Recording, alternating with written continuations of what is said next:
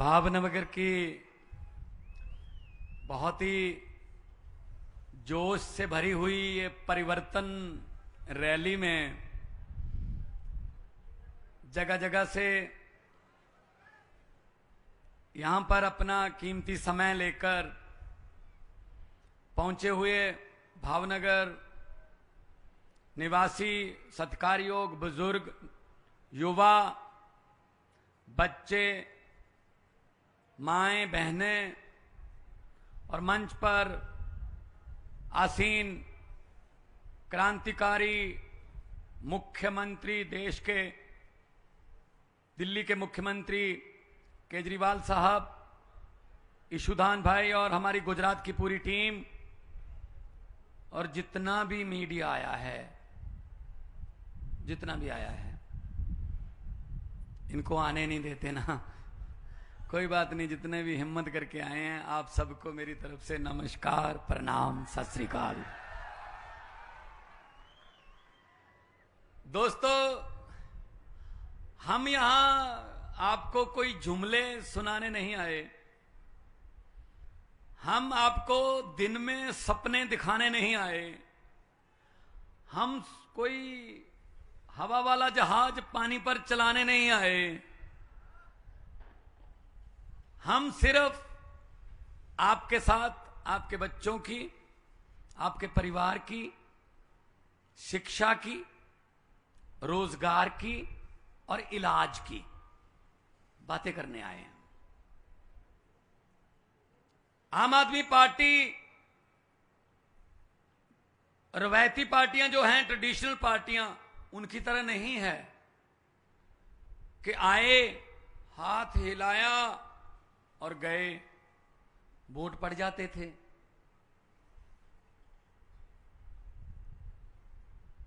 मैं खेड़ ब्रह्मा गया, सुरेंद्रनगर गया, दाहोद गया, वडोदरा गया, एक ही बात सुनने को मिली। मैंने युवा लड़के से पूछा, मैंने कहा जी गुजरात को क्या चाहिए इस बार चुनाव में? बोला चेंज। मैंने कहा चेंज कौन है फिर? कहता जी आम आदमी पार्टी। मैंने कहा कांग्रेस नहीं? कहता कांग्रेस चेंज नहीं जी, कांग्रेस तो एक्सचेंज है। किसी के कम होते हो 5 इधर से ले लो, किसी के कम पड़ रहे हो 10 इधर से ले लो, वो तो मतलब कोमा में चली गई है। तो अभी आम आदमी पार्टी, गुजरात में जो आंधी चली हुई है परिवर्तन की, उस आंधी का मैं अभी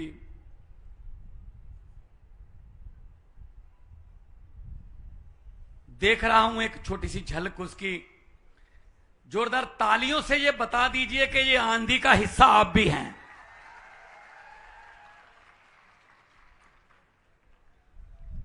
दिल्ली में चेंज आया, हम एक मौका मांगते हैं। आम आदमी पार्टी वालों की एक खासियत है, एक मौका मांगते हैं हम कि एक मौका दे दो, उसके बाद लोग किसी और को मौका ही नहीं देते। दिल्ली में देख लो, एक मौका मांगा था, ना बीजेपी को ना कांग्रेस को मौका ही नहीं मिला। पंजाब में हमने एक मौका मांगा था, 117 में से 92 सीटें दी, 92 में से 82 एमएलए जो हैं, विधायक जो हैं, वो पहली बार जीते हुए लड़के लड़कियां हैं, पहली बार जीते हुए आम घरों के बेटे बेटियां। गुजरात में आप लोगों को बीजेपी से या कांग्रेस से आपके किसी दोस्त को या रिश्तेदार को टिकट मिल सकती है भैया?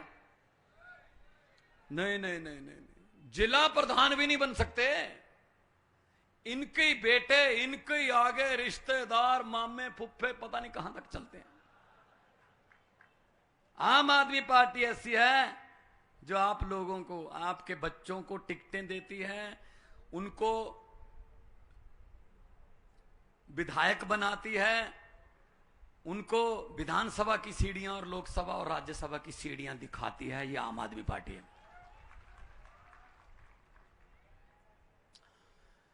पंजाब में भी बिल्कुल वही हाल था जो आज गुजरात का है। 5 साल कांग्रेस, 5 साल अकाली बीजेपी, 5 ऐसे बारियां थी इनकी। तो इनको यह लगता था कि लोग जाएंगे कहां, कोई रास्ता ही नहीं है, हमारे पास ही आएंगे। जैसा आपके साथ हुआ है वैसा मैं तो आपके सब्र का मतलब मान गया। मैं आप लोगों को 27 साल से सिर्फ एक ही पार्टी, हर साल तो पेड़ भी पत्ते बदल लेता यार, इस बार तो बदल लो कुछ। लेकिन आपका कसूर नहीं है उसमें, आपके पास रास्ता नहीं था। कांग्रेस तो लड़ती नहीं इलेक्शन, उन्होंने तो छोड़ दिया ये काम, वो तो किसी और काम पे लग गए। जहां इलेक्शन होती है वहां कांग्रेस नहीं होती। देख लो दिल्ली में 2015 में और 2020 में, दिल्ली में देश की राजधानी में सबसे पुरानी पार्टी 1885 में बनी कांग्रेस पार्टी, कितने विधायक हैं? 0। दिल्ली में पिछले 8 साल से उनके पास कोई विधायक नहीं है। इससे पता चलता है वो कितना इलेक्शन लड़ते हैं या लोग उनको कितना सीरियस लेते हैं। 70 साल हो गए, 70 में 52 से गिनता हूं क्योंकि 1952 में पहला चुनाव हुआ था। आज 70 साल हो गए भाई साहब। 70 साल में क्या मिला हमें? ये मुख्यमंत्री बैठे हैं दिल्ली के, 7 साल में वो काम कर दिए जो इन्होंने 70 साल में नहीं किए। बिजली फ्री, इलाज फ्री, शानदार हॉस्पिटल, शानदार स्कूल, इधर पढ़ाओ उधर पढ़ाओ, शिक्षा में कोई अंतर नहीं। प्राइवेट स्कूलों की फीस कोई नहीं बढ़ा पाएगा। शानदार स्कूल बना दिए, सड़कें बना दी, पुल बना दिए। पंजाब में हमें 7 महीने हुए हैं अभी, 7 महीने। आज 16 तारीख है, 16 मार्च को शपथ ग्रहण था हमारा, आज 16 अक्टूबर है। 7 महीने हुए हैं। 7 महीने में हमने 50 लाख घरों की बिजली फ्री कर दी। करप्शन की अगर शिकायत आती है, कोई हेल्पलाइन जारी कर दी, 212 आदमियों को पकड़ के अंदर किया। आज ही आपने सुना होगा, आज ही सुबह एक कांग्रेस का मंत्री था जो बचने के लिए बीजेपी में चला गया था। वो विजिलेंस को, उसके खिलाफ केस था, वो केस में से अपना नाम कटवाने के लिए विजिलेंस के पास 50 लाख रुपए लेके आ गया कि जी मेरा नाम निकाल दो। उन्होंने बोला जी आ जाओ, अब तो नाम तुम्हारा ही होगा, बस अखबार में पढ़ लेना, टीवी पे देख लेना। अब बीजेपी कह रही है ये तो जी हमारी तरफ अभी आया नहीं था, कांग्रेस कह रही है जी हमारी तरफ से तो चला गया था। ये इनका काम है। तो छोड़ो इनकी बातें, नई बात करते हैं, नए सूर्य की बात करते हैं, नए विचारों की बात करते हैं। नया खून, नए विचार, छोड़ दो इनको। बहुत हो गया, बहुत देख लिया इनको, बहुत मौके देके देख लिए, नहीं निकला कुछ। तो अब बदलते हैं फिर। जो जो बदलने के लिए तैयार हैं, दोनों हाथ ऊपर उठा के बोलो इनकलाब। भगत सिंह जी ये नारा लगाते थे, शहीद भगत सिंह, जब उन्होंने अंग्रेजों से देश छुड़वाया था। इनकलाब का मतलब है जुनून, आजादी का जुनून, भ्रष्टाचार से आजादी, ये माफिया से आजादी, ये लुटेरों से आजादी। तो मैं ये कहने आया हूं आपको कि जहां भी जाते हैं हम, गुजरात में खास तौर पर यही प्यार मिलता है। और हर रोज हम सोचते हैं इससे ज्यादा तो क्या प्यार मिलेगा, लेकिन अगले दिन रिकॉर्ड टूट जाता है। अभी मुख्यमंत्री जी बोलेंगे, मेरे ख्याल में उसमें ये एक बात कहेंगे कि भी ऐसा करो इस बार इतनी वोट डालो, इतने वोट डालो। वैसे पंजाब वाले अपना रिकॉर्ड बना के ये चाहते नहीं है कि कोई रिकॉर्ड उसको तोड़े, लेकिन इस बार हम आपके लिए ये माफ कर देते हैं कि इतने वोट डालो, दिल्ली और पंजाब का रिकॉर्ड तोड़ दो बस। अभी सरकार बनने का तो पक्का हो गया, लेकिन 2-4 सीट इधर उधर हैं, तो 2-4 क्या, सीधा एक अपने रिश्तेदारों, दोस्तों, मित्रों को कहो कि चलो चलते हैं यार, एक बार इधर भी, इस रास्ते पे भी चल के देखते हैं। पता नहीं कहां कहां से हमारी खबरें लाते हैं, ये तो जी हेलीकॉप्टर पे आते हैं, ये हेलीकॉप्टर कहां से आया। मैंने कहा जी हम तो पंजाब में तो हेलीकॉप्टर हम यूज ही नहीं करते, इस्तेमाल ही नहीं करते। हमारा भी दिल है गुजरात में हम सड़क से जाएं, खेत खलियान देखें, पहाड़ देखें, लेकिन ईशुदान भाई कहते हैं उतरते ही, मैंने कहा कार पे चलते हैं, कहते नहीं भाई साहब 50 किलोमीटर है। मैंने कहा फिर आधे घंटे का रास्ता है। नहीं नहीं नहीं, 2.5 घंटे का है। मैंने कहा क्यों?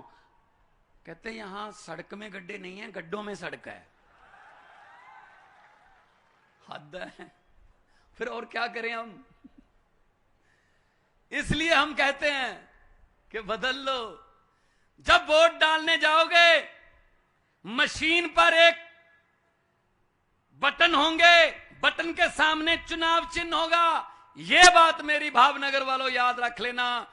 बाकी भाषण भले ही याद मत रखना कि वो चुनाव चिन्ह, वो बटन ना तो किसी कमल के फूल का है, ना ही किसी हाथ पंजे का, ना ही किसी हाथी का, ना ही किसी दाती हथौड़े का, ना ही किसी सीढ़ी का, ना ही वो बटन झाड़ू का।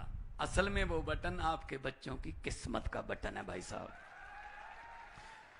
झाड़ू वाला दबा दोगे तो बच्चों की किस्मत चमक जाएगी, वरना 27 साल से काम कर ही रहे हो फिर तुम।